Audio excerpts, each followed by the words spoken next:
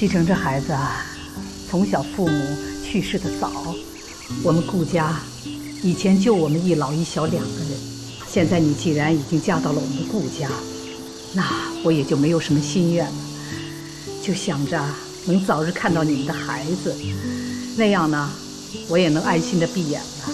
奶奶，您別這麼說呀，好日子還長着呢。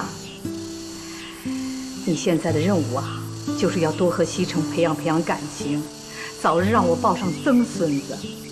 怎麼樣？我這個要求不過分吧？不過分。哎，西城，你奶奶不是想抱曾孫子嗎？跟她一塊兒搞出個孩子出來。我告訴你，她一旦有了孩子，對不對？全身心的撲在自己的孩子身上，對不對？對，在我們鄉下，女人只要有了孩子，啥都管不上你了。還對你妹！你們倆能不能想想別的招啊？這招怎麼了？她是你的合法妻子，你們倆搞出一個孩子很合法呀，還能上戶口。你又不是跟別人搞出一個孩子來，我覺得這個辦法不錯。就是吧，自己老婆怕什麼？睡他1個月。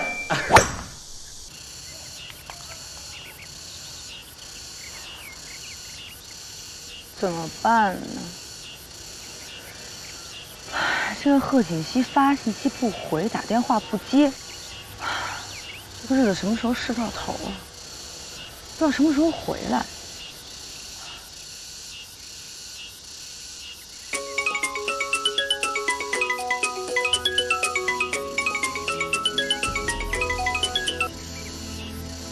喂，賀锦熙，媽媽最近怎麼樣了？你們什麼時候回來？蘇遠熙，只要你按照我說的做，媽的事你就不用擔心了，我們會盡快回去的。我只是想提醒你，在我回去之前，你看好顧西城。你如果跟他發生了什麼，別怪我對你不客氣。我告訴你，賀錦熙，我手術開始了。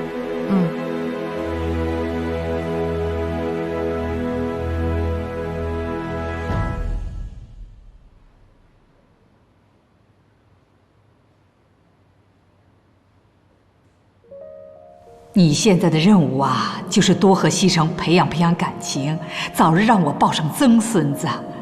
怎麼樣？我這個要求不過分吧？